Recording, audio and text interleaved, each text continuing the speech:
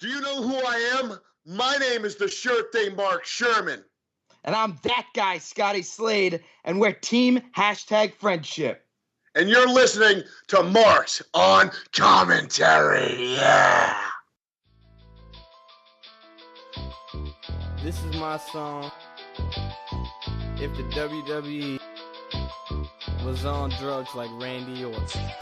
Zack Ryder's career, now there's an epic fail that went up in flames faster than the XFL. Like Orton on drugs, at least he's entertaining you. He's fake injuries to get high like Rey Mysterio do. No one's buying your hurt, Ray, you're smoking crack, making your dealer feed you more like your ride back. You ain't heard Orton's popping pills? No way. 3 letters, 6 months, TNA. I got another joke, Batista doing MMA. DX came back, yeah, it was kinda great, but I liked them better when they were popping pills with Triple H. Headed down the same path as Jake the Snake. I like John Cena, Mister You Can't See Me, but it's safe for ratings, we inject Orton with DCP and let him loose in the crowd until he starts bugging out. The punk kick your child till the fucking lights go out. I think this is fake. You can't say that. I can say that. Wrestling's not fake! It's still real to me, damn it! The unscripted, uncensored, loose cannon of commentary. This ain't WCW. This ain't Monday Night Raw. This ain't SmackDown. This ain't even WWE. Do I have everybody's attention now? The recognized symbol of excellence in sports entertainment. You're listening to Marks on Commentary. Hey, man. Hey, I made out with a girl last night. That was like the moon landing. Eddie, congrats. Like, I feel like I should buy you something. Yeah, you should, because I'm poor this week. Can I make a Hallmark card for that? Congrats on being able to make out with someone after 4 years of nothing. I'll staple a condom to it. Oh, man, I don't have any. That's a good idea. What? Go buy some. Eddie, I'm doing you a favor. You just get the 3-pack. You don't need the 12-pack. Let's not be greedy. Jason has no faith in me. But is he gonna jinx it though? Yeah, I'm gonna get the 3-pack and they're all gonna pop when I try to put them on. Well, the last thing you're gonna go get some and then never get laid. No, but I don't want him to get to the point where it's like, oh, if we only had one, and then he's like running across town like a madman. Yeah, but he made out with her once. That doesn't mean they're gonna have sex right away. Hey. Don't crush his hopes. Ye have little faith in Mr. Stud over here. Is this how we begin the episode? Oh, I hope so. No, because Eddie's... No, I don't want to ruin things for Eddie. Listening to Marks on Commentary, I'm Mr. Stud. Are we beginning? Is this the beginning? Let's make this the beginning. It's the beginning. So, I'm Jason Smith. I'm Kathryn. That's an excellent... See, I was off the show for 1 week, and guess what? Eddie off show equals ratings. Hey, we did an excellent job last week. Oh, yeah. By the way. I wasn't there. You don't need Eddie. That's why I'm getting the sympathy/condom cards. That's not why. Oh, I don't even want to know the reason why now. No, I think that Kathryn should formally thank our guests from last time. So, Kathryn. Yeah, I want to thank Mark Sherman and Scotty Slade. They were awesome last week. They were on Thursday, and then I saw them wrestle Friday and Saturday, and I'm watching them again tomorrow. So I think that's enough thank yous that I'm spending my money on them. By the way, this isn't really a podcast. This is an intervention. Jada and I have been talking for a couple weeks now. Kathryn, we're only doing this because we love you. We think you have a problem. Why? Restraining orders are imminent. No. You don't know it, but I'm very hush-hush about it. I'm actually a practicing lawyer, and I've consulted with my 2 clients, and we want to just keep this as subtle and as, delicate as possible. You need to stop chasing indie wrestlers. It's the long and short of it. Hey, if you're going to arrest me, then you're going to have to file restraining orders for Nancy and Brian, too, the Shermaniacs, because they were all at all the shows as well. We're working on it. It's a work in progress. And I'm pretty sure Nancy thinks that she scarred Mark Sherman and Scotty Slade for life with her Twitter questions last week. Which were amazing. But they were pretty amazing. Oh, that's right. I didn't sign into the Twitter thing that Jason told me to. I don't do a lot of things, Jason. I'm sorry, Jason. It's cool. It's not cool. Yeah. It's whatever. I had to it, expect it. and I had to restart my computer because, I don't know, my laptop is dumb. Essentially, now, do you have a laptop or do you have, like, one of those iPad things? I have a laptop. Because I was picturing you with the iPad holding it up to your ear like it's an actual phone. No, it's the laptop, which makes it even better. Hello! Hello, podcast! Hello! In case we don't post the beginning, before we started recording, apparently I sounded like I was really far away. We're unsure if I fixed it by restarting or by picking my laptop off. And you don't understand, though. This is the complex I have. When I was in radio, they called me the kiss of death because anywhere I went, that place went out of business. I'm off the show for 1 week. We got, like, what, 400-something hits. Guarantee I get on the show this week. We don't hear Kathryn. The show's not working. We will get 5 hits, all of which will be Jason just refreshing the page. I think even Potomatic was like, hey, assholes. It's kind of like the landlord. You're not paying your rent. We're not going to host you. Pay your rent. You know, motherfucker, if I had $10, I'd be in a much better position than I am currently. I'd be able to buy content for balloon animals. Yep, that's why. Balloon animals. Just go with it, Kathryn. You're making things awkward. You're making everyone feel uncomfortable. I don't know what's going on anymore. Hashtag ladyboners. Yes. Again. God, Lady Boners Ahoy. Can we call it, is that the title of this show? Lady Boners Ahoy. I don't think somebody's going to let us get away with that. No, we're moving on quickly. Well, can I propose a second title? I thought, really, I did think about this day, and I'm like, wow, I'm going to record the show tonight. I have the perfect title. How come Eddie gets a pretty girl? Betty gets a pretty girl. We'll all get pretty girls. It'll be anarchy. Roll that up there. I love a good Breakfast Club reference. Don't grovel, Eddie. You shut your mouth. It doesn't suit you. Of course it does. Who are you kidding? Okay. Well, we are marked on commentary, so that means we'll talk about wrestling eventually. Yeah. I was going to say, maybe the reason last week went so well was because with 2 of us, we actually talked about wrestling. Hey, shut up. We need everyone to know who the weakest link on the show is. I can't talk. No, that's not true, because when I wasn't here for 2 weeks, the 2 of you talked about wrestling. True. So I think it's just when the 3 of, like, with our powers combined. Like, we're a shitty podcast. We are Captain Things all fell apart when you made me a co-host. Let's be honest. I'm not going to disagree with that, because she's a woman. Hey.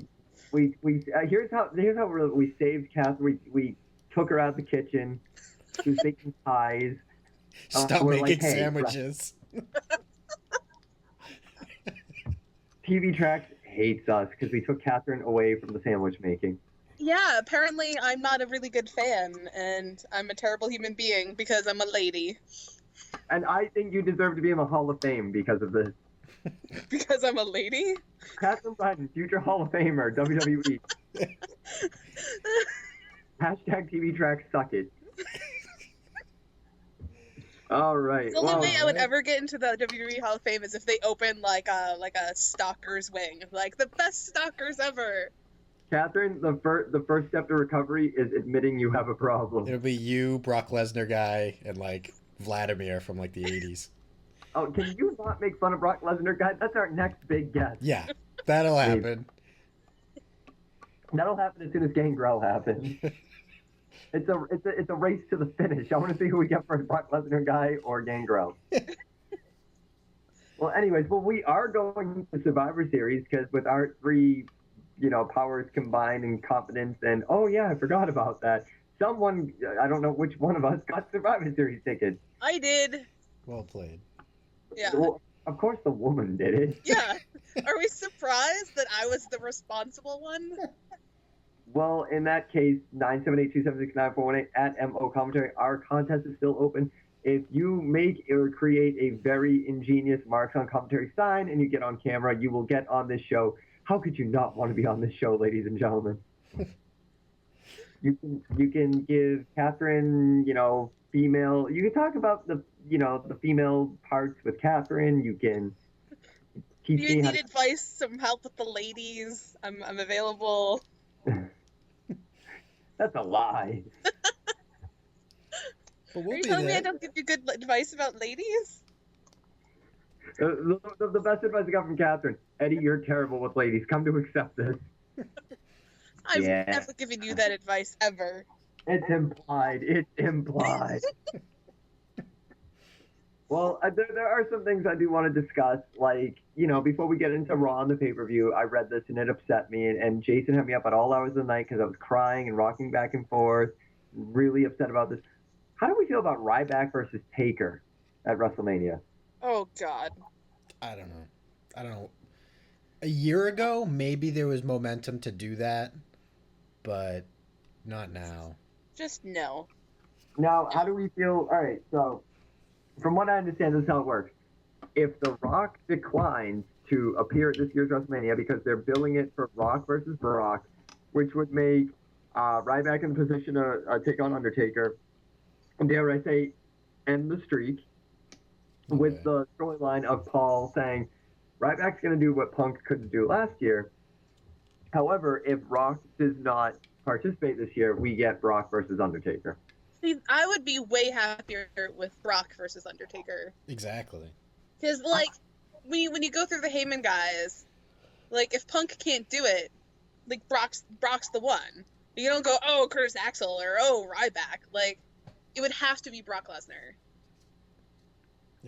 I just feel like we're too little too late for this one, though. If you could capture momentum in a bottle, that would have been when Taker was at the UFC match. And they had that, strange, kind of weird, maybe sort of altercation. But then after that, it's it just doesn't make a lot of sense to me. Rock and Brock makes more sense, but Ryback and Undertaker makes no sense. Rock and Brock only makes sense because it rhymes. I don't know, but the Cena and Rock thing didn't happen for a couple years after it was really in the mindsets of people. True. I mean, well, here's the other thing is that kind of bugs me is we went from CM Punk winning the Rumble to now they're saying Bryan could win the Rumble. Why? It doesn't bother me. It bugs me because he's the major storyline leading into the first big pay-per-view, which is Survivor Series of the coming year, and it's does he need that? I feel like Punk needs it more. It all depends. And just because you win the Rumble doesn't mean you're guaranteed for the main event spot. True.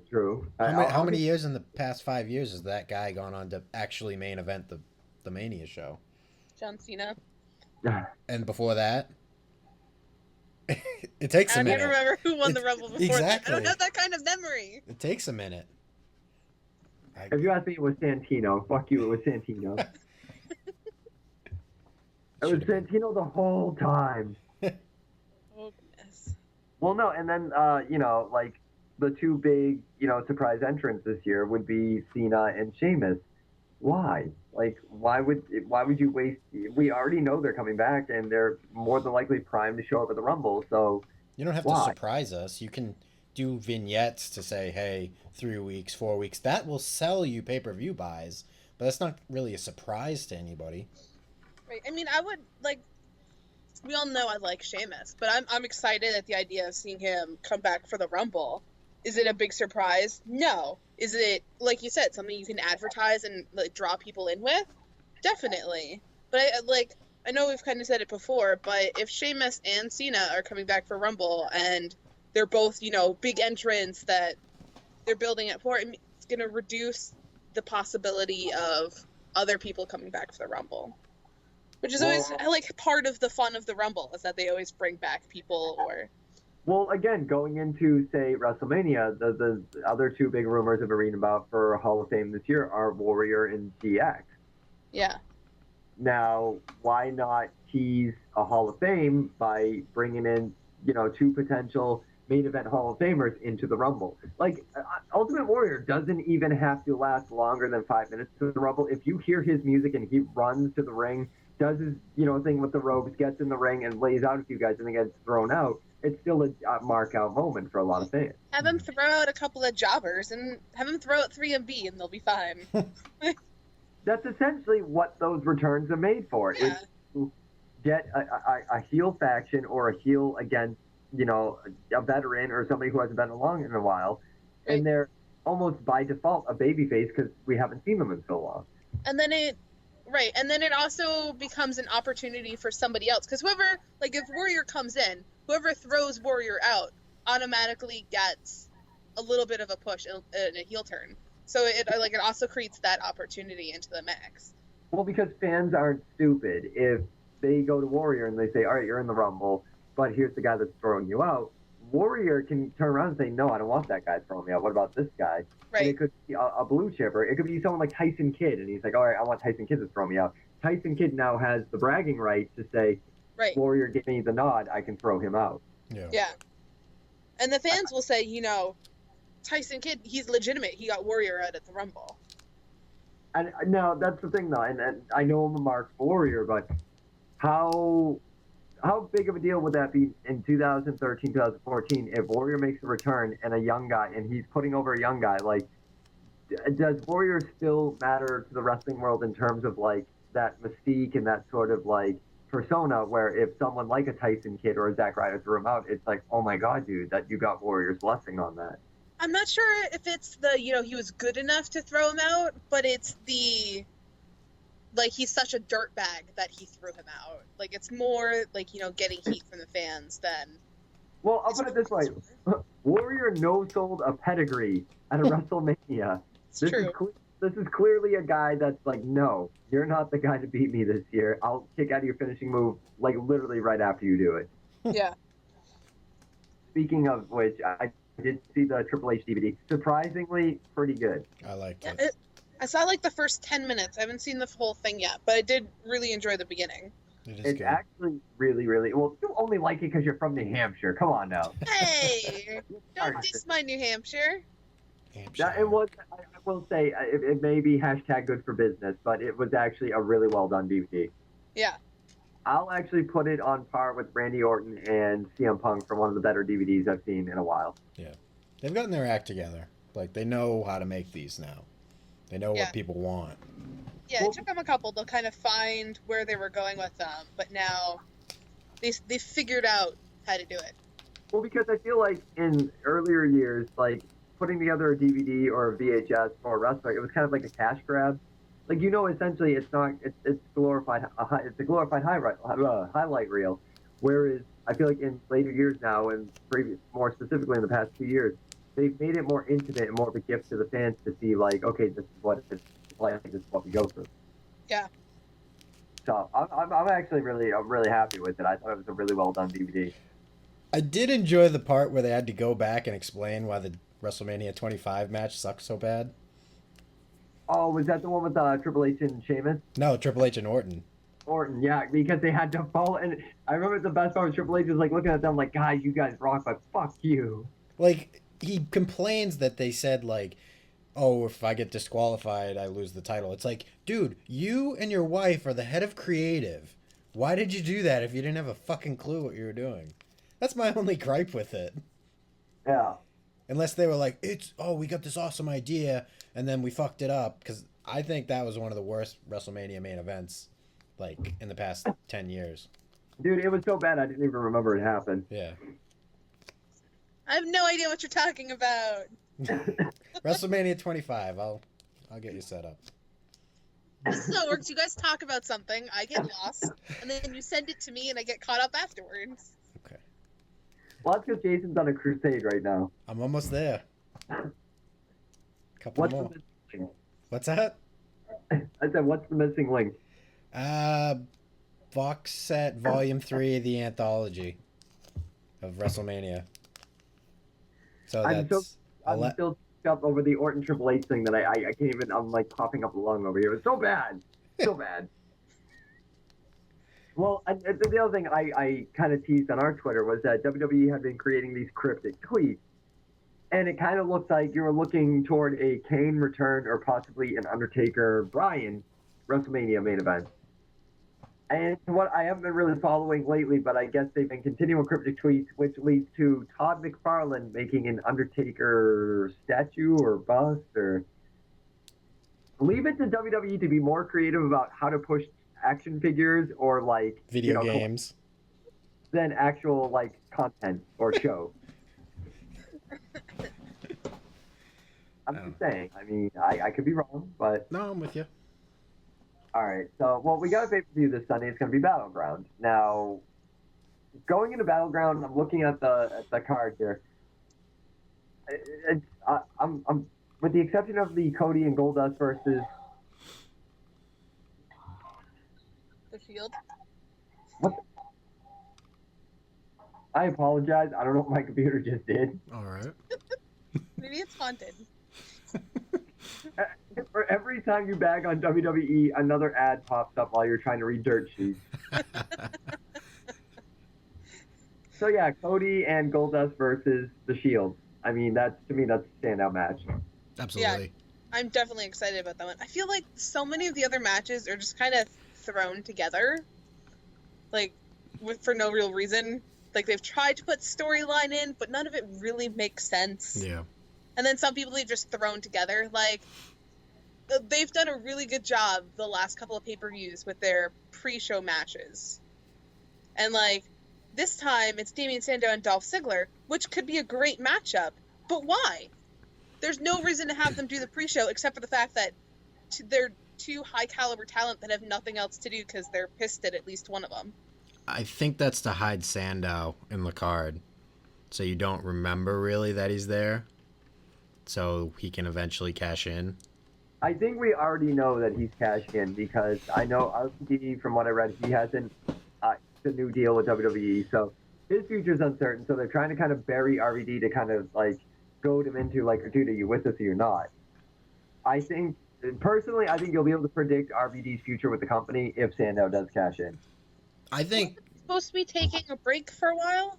I thought he was only supposed to wrestle for a couple of months and then he had time off and then he's back. 3 on, 3 off is supposedly his new deal. It's still a major company. Like, they want to know, like, dude, if you're going to take a break, we want in writing, are you coming back to us? Yeah. Because this is RVD. This is like, he's a pothead. Like, you lose sight of things. You priorities, munchies, there are other things that you think about other than, oh, man, I have a contract I have to sign. But I do think he is playing it right because in the past they have kind of fucked with him. Where it's like, yeah, he fucked up with the whole ECW thing, but then after that, like, there was nothing for him. So I think he wants to be on, like, almost a month-to-month basis where he's like, all right, I signed for 3 more months. What are we doing in that 3-month period? Well, because I'll be honest with you, I've never, ever, and it's not like I've never accepted him, it's just I've never seen RVD as a WWE guy. Yeah. I mean, I think even WWE knows that he's not a product of WWE. He's a product of ECW. He's a transplant. Right. And one of the things about him now is that it's not just kind of, his career he's responsible for. They've tied Ricardo to him now. So if RVD just takes off for 3 months, what are they going to do with Ricardo? They're going to move him to the Los Matadors group, I bet. I really hope not, because they frighten me and they have a little tiny bull. I don't know what's going on there. Of all the things I can't understand, that was one of what the hell? Yeah. Like, I thought the Wyatt family was supposed to frighten us. Yeah, that was terrifying. Like, they came out and I was like, all right, they're a stupid duo, whatever, they're supposed to be funny. And then the bull came out and it just, I was speechless. Like, Mantar Jr. I don't know why. My initial thought is like, all right, they want somebody to feud with Hornswoggle like at some point, but really, like, I was puzzled. So we're gonna have the leprechaun versus the bull? Now, if I can interject here, this is clearly evidence that the wellness policy does not apply to creative. No person in their right frame of mind could have come up with that gimmick. You have to imagine it's, you're at Titan Towers, it's like 3 a.m., you're just staring at like 6 dudes or whatever, just sitting in an office. They're not sleeping, they're like literally running on fumes, there's crumpled up piece of paper everywhere. And then someone's like, dude, I'm sorry, I gotta smoke a fatty. Let's go out to the parking garage and we'll figure something out. And then it was like, oh man, what if we give them a bull? It's like a metaphor, right? And then, they've been running these vignettes for them for a couple of months now, right? It's been a while. And, like, during all of them, they try to make them come across as semi-serious. So that really makes me wonder, like, was it in their heads the entire time? Like, haha, it's gonna be really funny, there'll be a little bull that comes out that nobody expects. Or was it, like, a day of thing when they were just like, wait, you can't have a bullfighter without a bull? Quick, somebody find a midget and put him in a bull costume. Well, supposedly he's been the midget's been under contract with them in NXT for like a while. So you bastard! It's still people. Be politically correct. Well, she said it first, and then I was like, fuck it, just go with it. I know. According to Hornswoggle, he doesn't like the term "little people." He prefers midget. So. Psh. Because Kathryn and Hornswoggle are on a first name basis now. No, but he did an interview. Horny. It's on YouTube. It's him and Cody Rhodes. They have a whole conversation about it. When Kathryn's stalking indie wrestlers, it's just a giant ploy to get her closer to Hornswoggle. Yeah, because me, a giant at 6'1", I really think it's in my best interest to date Hornswoggle. I think you have a winning tag team right there. You were the genius that came up with Celtic Broskies. Hashtag woo woo woo, fella. Oh God. But I mean, overall with Battleground, where do we feel? Like, how do we feel, and where do we stand with this pay-per-view? Transitional pay-per-view, but I do kind of look at the Rob Van Dam Del Rio match with a little intrigue, because after the Rumble match with Big Show that Del Rio had, he can go that hardcore style. So I'm kind of curious to see what he can do.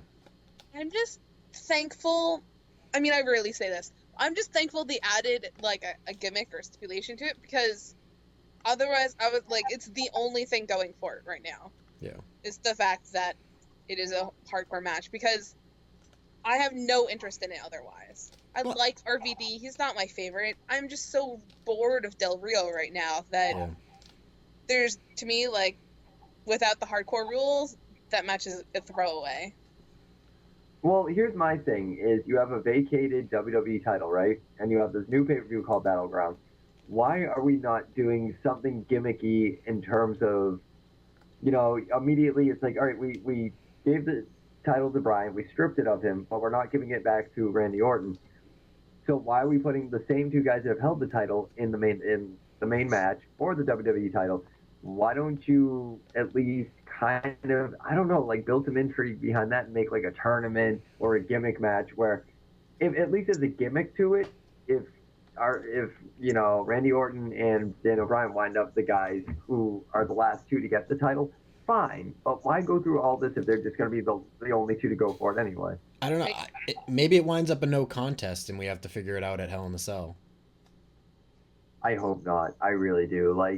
It's one of those things where I'm almost bored with it now. I want to, because Daniel Bryan's the underdog, and we all want to see the underdog get his day, but he's had it twice now.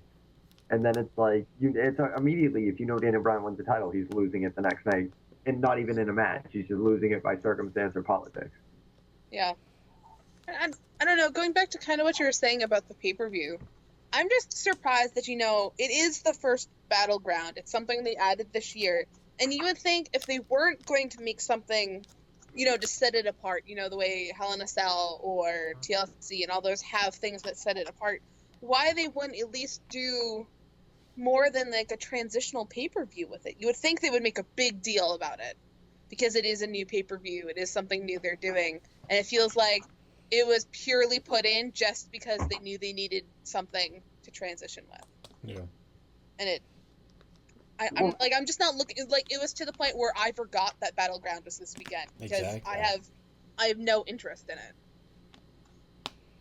Now, and again, you've already said it, but to get the interest back in the fans, when it comes to new pay-per-views, or all right, this is going to be our new yearly October pay-per-view, even though they're going to have two in October, because it's always, and I never understood this, all right, we're going to have one pay-per-view at the beginning of October and one at the end of October. Why? To meet a 12-month quota, because they didn't have one in March. still though, it's like that's. I feel like the reason why you can't have one in March is because WrestleMania is a pay-per-view that really requires more time and effort to build to it. Yeah. Right. And not having that pay-per-view right before WrestleMania is one of the things that makes you so interested in WrestleMania, because you've been sitting around waiting for the next pay-per-view. Exactly. When they're so close together and there's nothing special between them, I mean, I feel no need to go out and purchase it. Like, I'll probably watch it, but I'm not super excited about it. You know, I was super excited about SummerSlam. Like, I went and purchased SummerSlam, had a big party. Like, I don't care about Battleground. I don't. I'm with you. 978-276-9418. I'm looking for honest opinions on this. Like, are we at a point now where we're a little too, where the pay-per-view, calendar is a little too diluted in the sense that, what if they stripped away all the gimmicky pay-per-views and they just went back to just the big four? Would that help or hurt? Or, do you need these sort of like the September or the October, the whatever, the February pay-per-views to really, ultimately to me, it was the only reason they added like In Your House was because it gave them more momentum going into WrestleMania. But lately I just feel like, dude, there's too much WWE TV and not enough content to go around. I kind of like TNA's model. Knock them for all you will, but the fact that they dropped, 8 of their Big 12, and I think it's 4 pay-per-views now a year they do, that's pretty fucking good. Like, I don't know. Well, it's ballsy on their end because they're a company that really needs 12 pay-per-views to make their nut. Whereas WWE, it doesn't matter. They're like a monopoly now. They don't need, any more buy rates. Purely, like, they could just go with, like, all right, we're going to do Survivor Series, the Rumble, WrestleMania, SummerSlam, and be like, that's all you get. And I guarantee they'll still, make their money back. Yeah, but even if you did, like, special night, Monday Night Raws, where it's old school Raw, it's Night of Champions, it's, whatever, that would sell, or not sell, but that could be almost your pay-per-view when you're not having a pay-per-view. They used to kind of do that a little bit when they had a couple of years ago when they used to do the draft once a year, and they have the slammy stuff. So they do sometimes do the special nights. I'm one of those people. I really like the gimmicky pay-per-views. I like Extreme Rules. I like TLC. Like, I like keeping those ones in the rotation, but the non-gimmicky, non-big pay-per-views, they just kind of are there. Yeah. I don't have the same interest in them that I have in the other ones. Well, here's the funny thing about that is I feel like if Raw did more stuff like King of the Ring or Night of Champions or something, you have more of a chance for someone to invest in that DVD than you do of, someone paid $40, $50 to watch the pay-per-view and it sucked. And then, okay, here's the pay-per-view a month later, it's $20. Like, dude, I'm not going to pay, $20 more for something I already paid an ass load for and it sucked. Yeah. Yeah. Like, for me personally, I hated the Attitude DVD collection because they would have gotten more money out of me to say, and I think they're going to eventually do this with, we're going to take specific Monday Night Raws from the 90s and sell those in their entirety. Yeah. Because everyone has their own personal highlight reel in terms of what the best matches, the best moments in the 90s were. Yeah. But there's also, it's like an album. Like, you can go on iTunes and buy, the single from a band. But when you actually invest in the album, it's like, oh man, that song's really good. And that song's really good. And I didn't know it until I bought the album. You could sell individual Raws and be like, that was a really good match. And I wouldn't have known it until I gone back and, paid for it and watched it again. Exactly. Like, I don't really buy match collections. I will on rare occasions, but I want the event that a particular match came from so you can build up to it and, oh yeah, I remember this and feeling this and, you know what I mean? Well, I'm even surprised that they're not in the market for that, where they haven't gone on like iTunes or something or Amazon, where it's like they'll just release an entire library of Monday Night Raws or pay-per-views and say, all right, you can buy the individual matches or you can buy the entire pay-per-view for this. Maybe that's something that comes along when, what's the WWE Network, wherever that stands. Maybe. But again, that's like, WWE Network is the Chinese democracy of networks. Genius. By the time we get it, nobody's going to give a shit when it's here. Because you've been dick teasing us for so long that we were supposed to get it. So much that you paid good money to have promos air during your program, only for a year later to be like, oh, you guys saw those? Whoops. Like, we didn't mean for that to happen. Like, you know, like, people have been, they had a hard on for it as soon as, you know, you had the dubstep, like, promos for it. Yeah. And it was like, this is going to happen now. And then it's, no, it's not. Like, dude, it's classic Rose. Like, it's classic Axl Rose. Like, he told me for 15 years I was getting this album. And then in 16, I was like, dude, go fuck yourself. Except here's the thing. Chinese Democracy, when it finally came out, it was crap. I'm hoping that if WWE channel ever, like, exists, that it's not.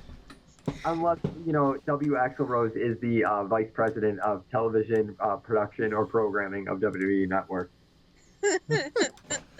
Hey, if anyone knows anything about selling something for 15 years and not delivering, it's me. It's true. Oh, God. Although I would pay for Axl Rose to do, like, if they brought back the Brawl for Alls, if he did the intro to every pay-per-view. As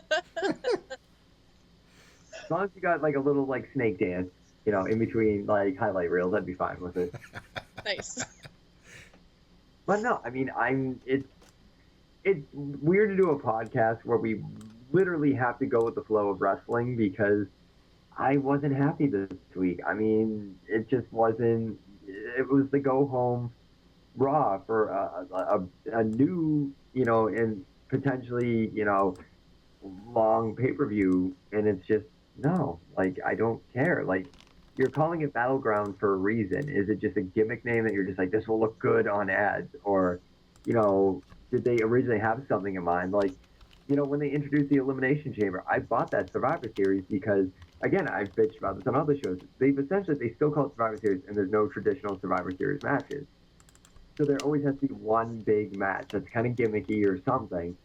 And I remember that Survivor Series was the introduction of the Elimination. Oh, what the hell is this? Like, that sounds awesome. Like, why didn't Battleground have that? I don't know. Maybe there was thought to do, like, the War Games thing, and that just never panned out. That just drives me crazy, though, because it's just like, you know, like, I think War Games would work perfectly. With all the jobbers and all the mid-card guys you have, you can still fill 2 rings full of guys. Like, you have an entire locker room to choose from. Yeah. So, can I just say, moving on, but sticking with the pay-per-view, in terms of terrible matches that are there that I don't understand, why do we have Curtis Axel versus R-Truth? Because Axel needs a legitimate win himself. Yeah, but R-Truth? I was just going to say, so you put him in there with R-Truth? Yeah. Like, isn't that kind of like Seth Rollins calling out Big Show and Mark Henry for beating 3MB and thinking they were all that? Like, if he beats R-Truth, who cares? My grandma could beat R-Truth most of the time. Because he's booked so poorly, and everyone still remembers as the crazy guy because they never really did anything to fix that. Last I knew, he was still muttering to little Jimmy. Last I checked, he was still looking on the ladder to see if there were spiders on it. Yeah. So, and then I mean, he still does the terrible rap, which takes up like 10 minutes too long. That's all he's got. Was funny. Yeah, no, that rap was good once, and it was the time they did the You Suck version with The Miz. Every other time, I just wait for it to be over.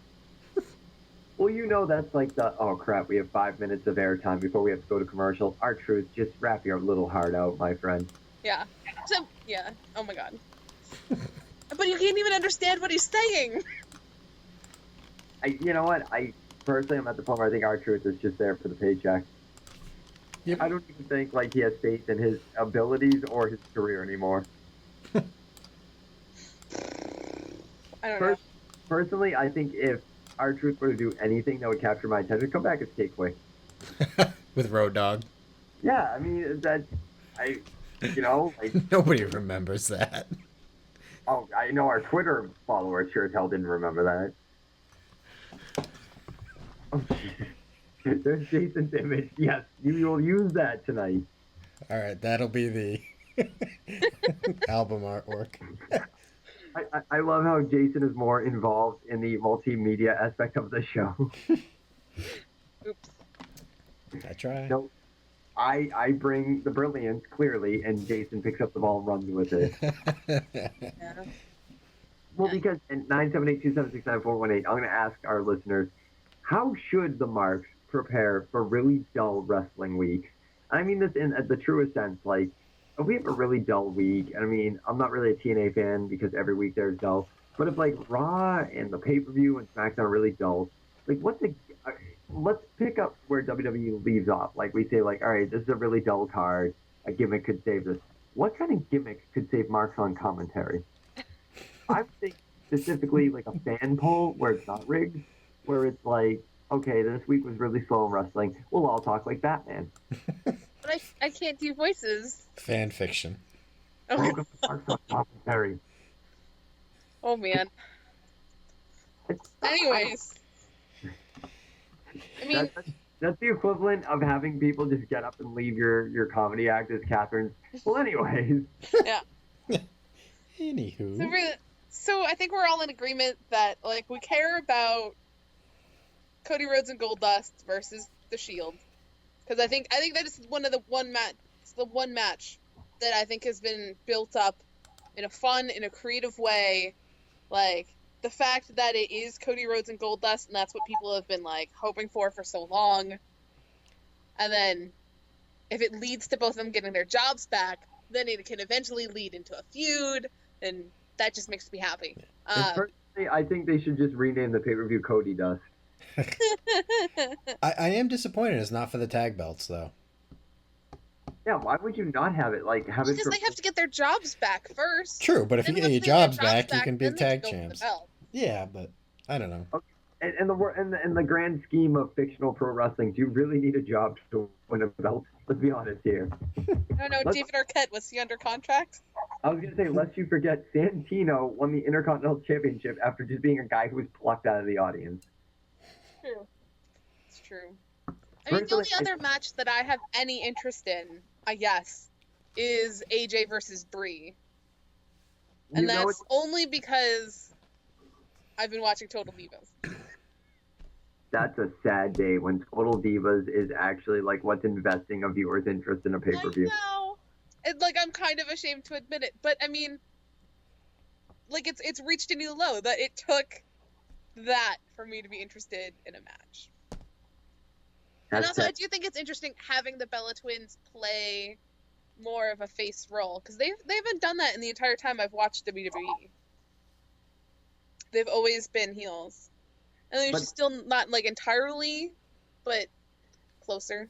Well, this is the thing, too, that bothers me about, like, too much WWE programming is that, you know, they're building feuds on Twitter, they're building feuds on Total Divas. Like, why are we building feuds on things that don't matter? I thought Raw and SmackDown mattered. Why are we not building feuds there? I'm okay with it.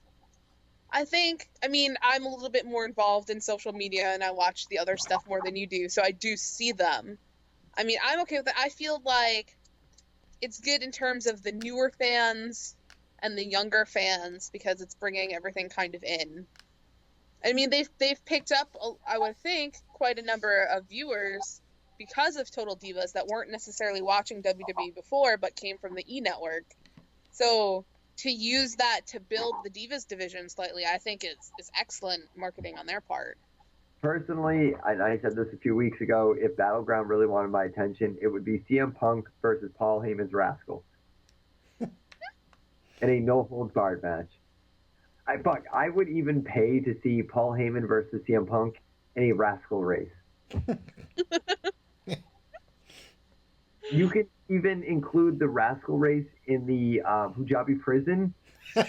Like Flash, Silver Monkey Assembly, you know, Great Khali's the guest referee match.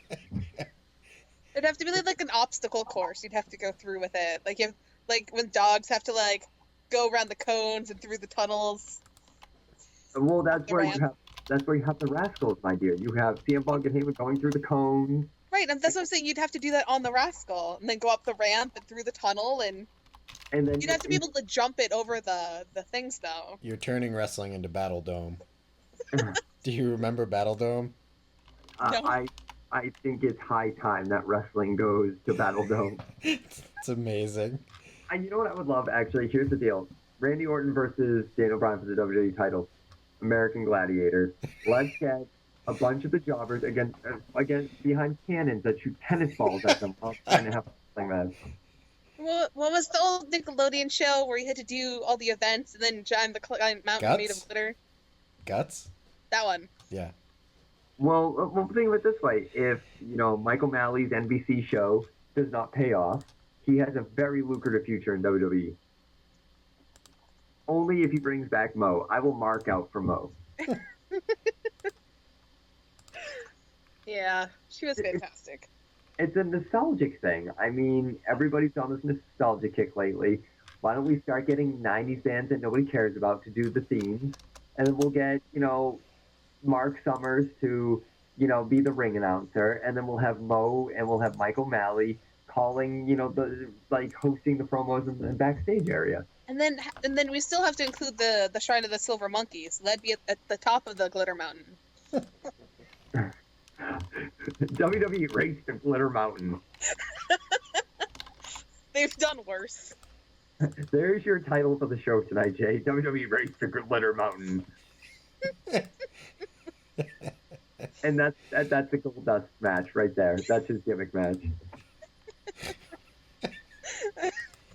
I mean, if they're gonna call it Battleground, then they need a battlefield. And what's better than the giant Glitter Mountain thing? I forgot what it's called. All right, Jay clearly has so much invested in the show. He keeps sending me random pics. You know what's messed up is now I'm remembering Terrordome, Battledome. Yeah. Battledome. See what I have to put up with, people. Battledome. I remember when they showed up on WCW and started feuding with Buff Bagwell and DDP and all the secondary guys. Dude, stop picking my brain. As soon as you said that, I'm like, oh man, I do remember this. Should I just leave the two of you alone? I feel like I'm encroaching on your date. It's memories. For those of you who are female that listen to the show, and that's all two of you, one of which is on the show, this is what dudes did when they had sleepover parties when they were in middle school.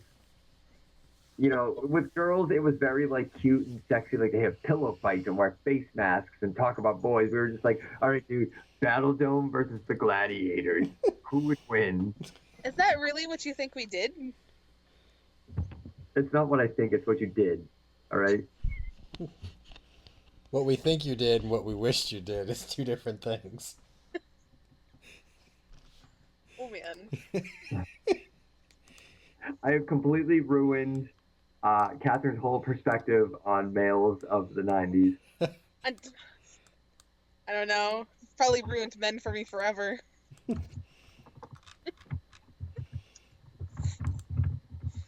Oh, goodness. Where do we go from here? Twitter? Yes, please, because we're going to need that buffer to get us in. All right. Where was I? Here's one from @DevoScott520.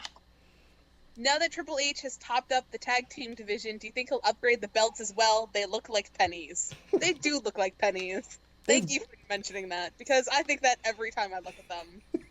They've grown on me. They've grown less on me. They've degrown on me. I don't hate them, but they're not great. I don't know if that makes sense. I like them less and less every time I see them. The U.S. belt needs an update. Copper's just terrible. All of them are gold except for the tag belts. They're copper, and I don't know why, and I don't like it. They're copper. It's bronze. Copper. Do you really think they paid for bronze? No, they're copper. They're pennies. With other little pennies on either side. And they're round. I don't like them. They're round. It's just terrible. You don't like them round. Duly noted. Why do you make everything I say sound terrible? Everything. Everything you say is terrible. It's not your face is terrible. So, Devin, my hope is yes, they will update the tag belts. They're one of the last ones to get updated. No, the U.S. belts need to get updated. But I like the U.S. belt. I think it looks good. Yeah, I wouldn't mind seeing what an updated version looks like. I'm not sure how you could update it without making it look dreadful, though. It's doomed to look dreadful. I mean, when they redid the WWE Championship, most of the ideas they came up with before that one were horrific. And now this one's grown on me. I like that they went back to the white Intercontinental belt. Like that a lot. I just don't... I hate the tag belt. So if they make them not round and not copper and just not ugly... What do you hate more, the Divas belt or those belts? Huh? What do you hate more, the Divas belt or that? I don't know. Because I think the Divas belt looks disgusting. Well, it's hard because one is a penny and the other one is a tramp stamp. I'm gonna go with I hate the tramp stamp more, but that's temporarily. Can I interrupt and just say, can we please change the name of the title from the Divas House to the Tramp Stamp title? We've had too many titles already. The Battle Dome. Oh God.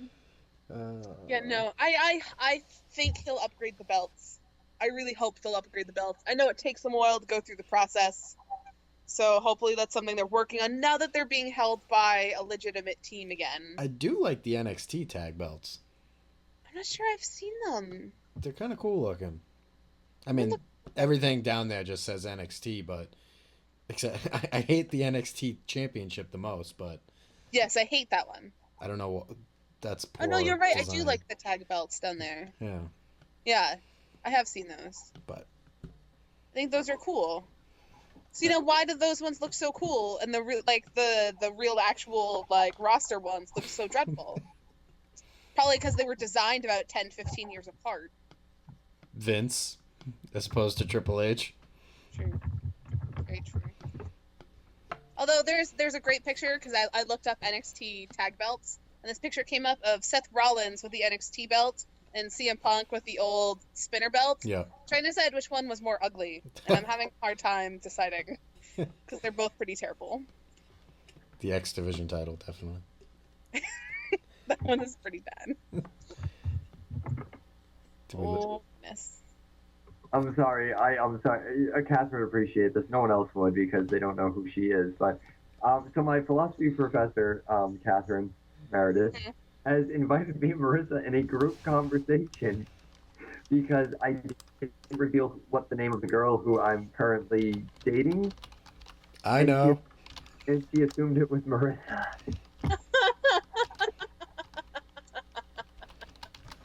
That's really funny. For people who don't know who Marissa is and why I think Marissa is mine and Eddie's friend. She's very loud. She's very nice, but she's very loud. For instance, I took her to a wrestling show. I took her to NEFW in Connecticut, and the Big O was there. Who used to do the YouTube videos with Zack Ryder. And during intermission, she went up to me and goes, "You're the Big O, right?" I was like, "Yeah." She goes, "You're really pretty. Can I take a picture with you?" Well then, and then I had to be the one who had to go take the picture and be like, oh man, with her. It was terrible. She makes life embarrassing, but I love her. This is literally the most awkward but the funniest conversation I've ever had in my life. See, it's to the point where Jason is now looking at the internet. I'm looking at belts. And Eddie is talking to other people. You can tell we're really invested in what happened in wrestling this week. This is what happens when you have a good show last week and then Eddie comes back this week. I mean, it's just that, last week was so good because we were able to talk about wrestling without having to talk about the current product. If we had sat down with Mark Sherman and Scotty Slade and been like, hey, what's up, man? What'd you think of Raw? I think it would have been dreadful. Instead, the two of them are hilarious, and I laughed. That's because you have a crush on them. No. All right, should we rapid fire through these Twitters? Because there's a couple, actually. I think so. All right. I'm all disorganized, so... Walter Da Awesome. Favorite tag team music? Oh, God. Well, personally, for me, it's always been a tie between LOD and New Age Outlaws. Yeah, I'd have to agree with you. I'm trying to think of something else to be original. Trying to think if there's any current ones I like. But I feel like all the current tag teams, they just use one or the other. Or they try really terribly to blend them together. I remember Air Boom in specific was pretty dreadful. Yeah. Because they used like Evan Bourne's like airplane taking off, but then like straight into Jamaican music. They started doing that with like Booker T and like Rob Van Dam. Yeah. And that was a horrible idea. Yeah. Randy Orton and Edge was okay. One of the better ones that they've done, but it just doesn't work. I mean, it works okay when they do like R-Truth to somebody because they just use like his open little vocal thing, or they did the same thing with the Miz and R-Truth. Yeah, Jason just sounds like Patton Oswalt just said, "Okay, okay." Shut your face. No one loves you. You're just gonna let that simmer. I'm gonna let that marinate. I'm speechless. Moving on. Next question. Let's see. Mike Morrissey. He wants to know best NXT talent. Sami Zayn. Yeah, that's what I'm waiting for. Yeah. I mean, there's other people there that I like, that I think are entertaining, or that I think are good wrestlers. But I think Sami Zayn is the one. I think he's the one who's the most primed to join the main roster. I mean, I love Sami Callihan, now Solomon Crow, but he just got to the program, so he's not. I'm not sure he's actually on NXT yet. I think he's just wrestling in the live shows, and they're working up to it. Yeah. But no, Sami Zayn, like, especially if you watch his match with Cesaro, if you watch any of his recent matches, like, he's there, he's ready to go, and I think he's fantabulous. The English major uses fantabulous as a word. Not an English major, a public relations major. Thank you. I'm supposed to be really good at talking to people. Apparently, I have to take a public speaking class at the end of the month, but it's online. So I have to sit around for an hour and talk to people on Skype. I was going to say, it's a public Skyping class. Yep. Yes. And also, I do that all the time anyways. Can I just submit the podcast as, like, my homework? Whatever you do, don't submit this one. Lady boners. Lady boners. Oh, Jesus Christ. Oh, man. Oh. Who's Monster Mafia? Anyone know? I don't know.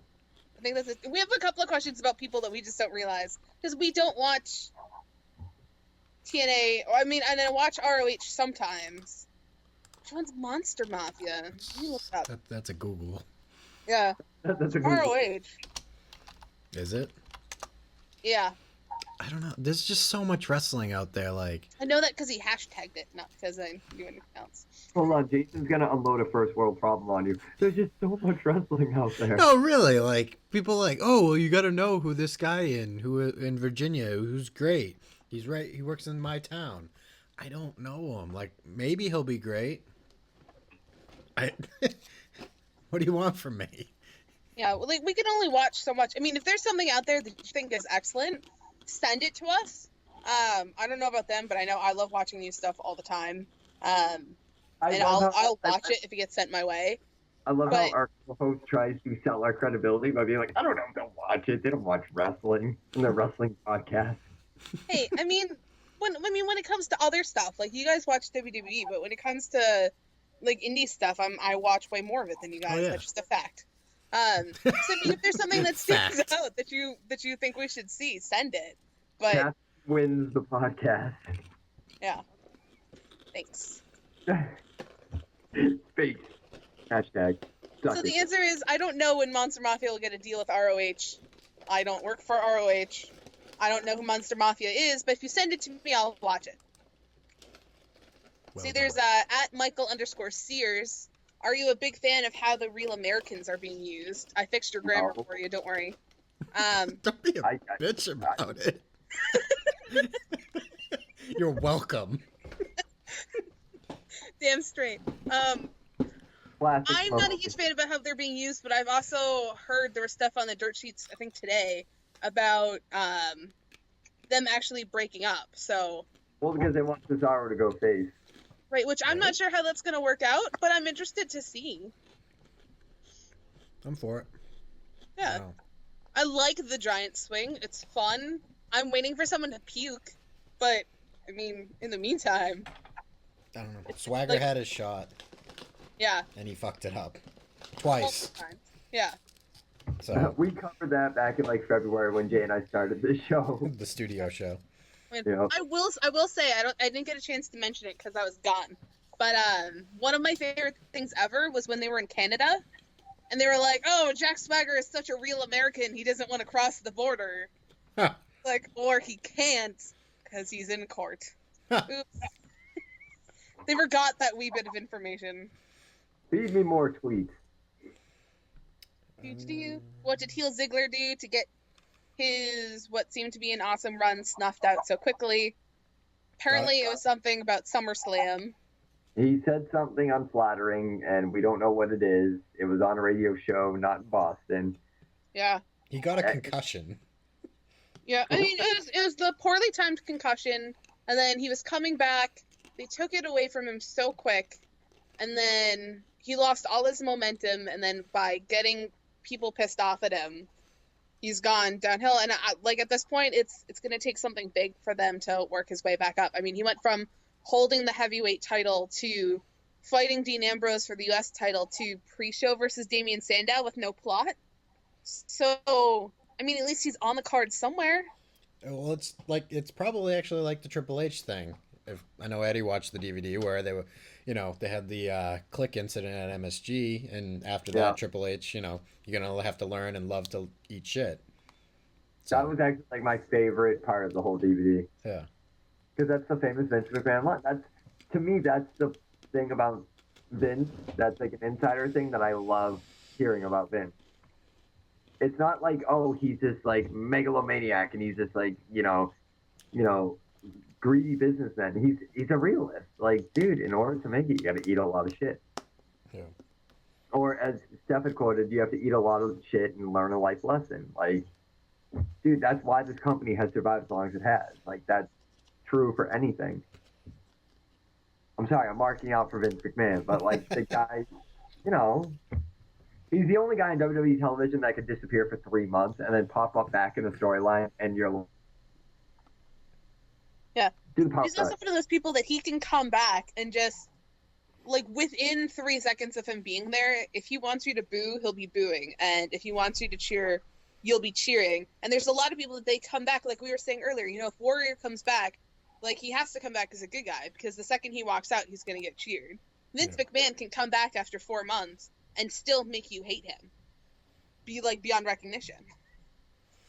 Well, and that's the no pun intended, that's the mark of a great showman, is like Chris Jericho came back after those like really intense promos, didn't say a word.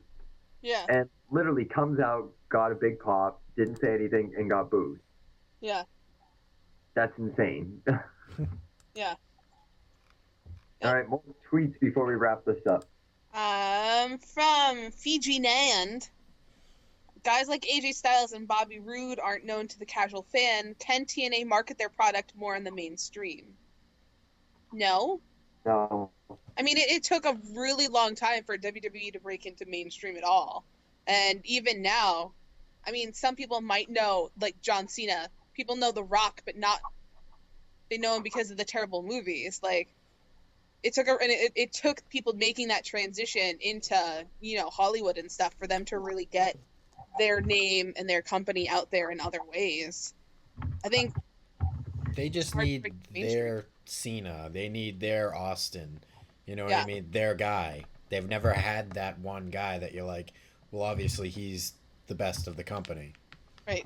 They try to bring in guys that they think can do that. I mean, they brought in Hulk Hogan, which everybody knows Hulk Hogan, no matter who they are, for one reason or another, but they don't utilize them in a way. I mean, there's other problems with Hulk Hogan, but the few people that they have that could possibly cross that barrier don't do it. Yeah. Or they don't allow them to. I think TNA is hard because TNA, I mean, one of the reasons WWE did make it into mainstream, as much as we hate, the PG era or whatever, I mean, that's one of the things that made it more mainstream, is that it became more accessible to every fan.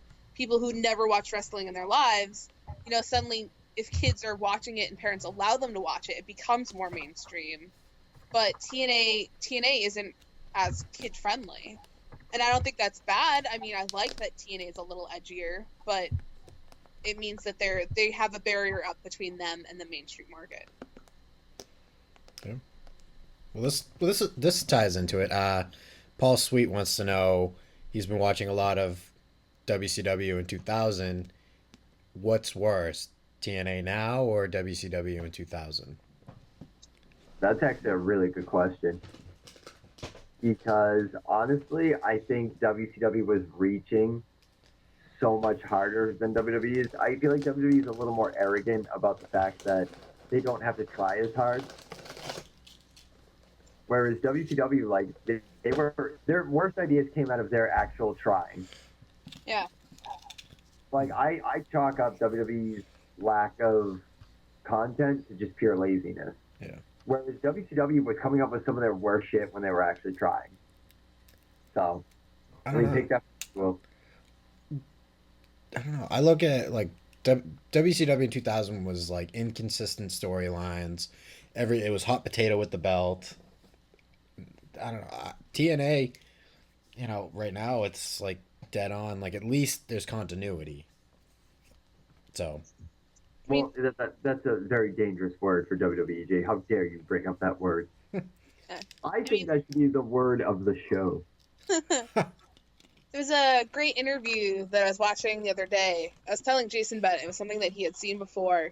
That was it was an old ECW Q&A with Paul Heyman, and it was like he predicted the downfall of WCW and everything. He said one of their biggest problems was that they were always chasing the ratings, whereas WWE always kind of looks at the bigger picture. If their ratings go down for a week, they don't freak out and change everything. Yeah. And I feel like I feel like TNA does a bit of that. Like, every time I read something about TNA, it feels like TNA is making changes. TNA is chasing after ratings. TNA is having problems with ratings. It feels like there's a big focus on that there. And it just seems really similar to me in that way. Definitely. I'll have to post that. That's a good one. Well, I do want to... I'm going to get this started. Jay come up with this idea. He's going to tweet when he posts this show, what's our word of the day. You will get something from us. You will get a WWE Attitude Era DVD if you're one of the random selected who knew that continuity was our word of the show. Tweet us. So continuity. And you'll get a DVD from. It's gonna reek of Marlboro Lights,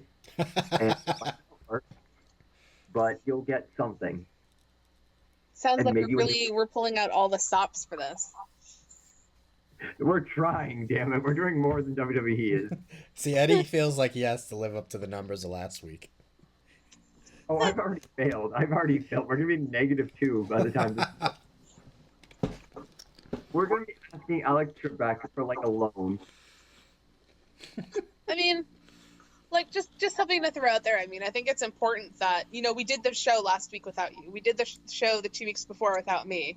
Like... We're trying to make sure that we put a product out every week, because we do have listeners that come and listen to our show every week, whether or not all three of us are here or not. And sometimes, yes, we go into tangents when there's three of us.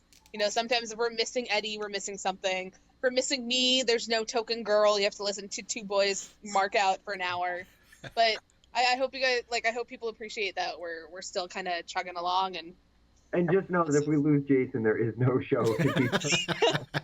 Jason's the irreplaceable one right now. I'll be here. Eddie and I can't handle technology.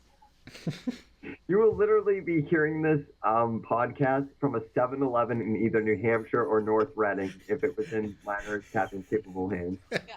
When I went to the NECW show on Saturday last weekend, and I ended up sitting next to Nancy and Brian, who sent us the fabulous Twitter questions last week. They're the Sure Maniacs. And they were like, oh, we left you a bunch of voicemails. I was like, oh, you know, Eddie's in charge of the voicemails. We didn't have them. I felt really bad. And they were like, yeah. They're like, they asked me a question about something else. I was like, I don't answer technical questions. I don't know. I don't touch any of that stuff. I don't play with it. It's all Jason. It's all Eddie. I like the hands-off approach. I run the blog, and I call it good. And the Instagram. Yes, I do the Instagram. If you go to the Instagram, we have, like, pictures and stuff. I put up a lot of pictures from shows. Today I put up a picture of leaves because I live in New Hampshire, and that's all we're known for is our foliage and a mountain that once fell over. if Kathryn takes care of Instagram, it's less penis pictures. Yeah, no. So that's why Jason and I were having the joke. We were joking earlier because he does the diva of the day, and I was just going through and favoriting pictures of Dean Ambrose on Instagram. So I think it all evens out. Eddie's still learning how to use Instagram, and if he uses it, you're just gonna get pictures of like Hocus Pocus for the next 20 weeks. I'd rather just watch Hocus Pocus. Anyways, we are Marks on Commentary, 978-276-9418 at MO Commentary. Tweet us the word of the show, and I will literally just give you a DVD out of my closet, and don't you bitch if it doesn't work, because screw you, I'm just giving it to you. It's free. It's free. We should probably make sure they work before we send them. Who cares? It's free. I care. And if this works, we'll do it again maybe next week. Or we'll... Yeah. I've got stuff. I'm Eddie. I'm Jason. I'm Kathryn. You should follow me on Twitter. I'm at VLNPLYR2. Don't forget the blog. It's marksonblogging.blog.com. I'm glad she said that because I kind of forgot. So anyway. I noticed I forgot last week, so I thought I'd throw it in there while I remembered. Follow us on Twitter, MO Commentaries. Commentary, not commentary. You're doing the Boston thing. You add an SB. Hannaford. I'm going to add R's into things, too. Commentariers. We will be at Survivor Series this year, kids. So we will. We'll be up in, I think it's 306. So if you are also up in the middle of nowhere, come find us. If you're a transvestite, come find Jay. I got some ideas. Maybe we'll do some cool kind of give. No. What? You just said if you're a transvestite, come find us, and you were really excited. You're like, I have some ideas. Oh, see, that's what I get. Fuck you guys. Here I am trying to promote the show, and you're like, yeah, transvestites. Remember that from 4 episodes ago? Dude, that's just my revenge for the entire beginning of the show. Dude, I'm going to be honest with you. If I see Survivor Series surrounded by Jane transvestites, that's going to be a good night. Fuck you all. Well, this is Marks on Commentary. We'll talk to you next week. Have a good night.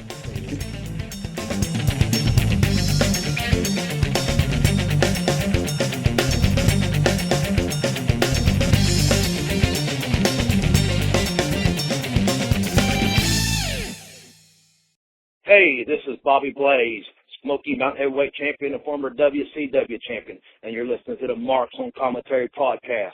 I'm here to plug my new book, Pin Me, Pay Me, Have Boots Will Travel. Don't forget to listen every week, every day. Download as often as you like. It's Bobby Blaze, and I'm telling you, I'm setting the world of wrestling on fire once again. Enjoy it, Marks on Commentary. Have a great day.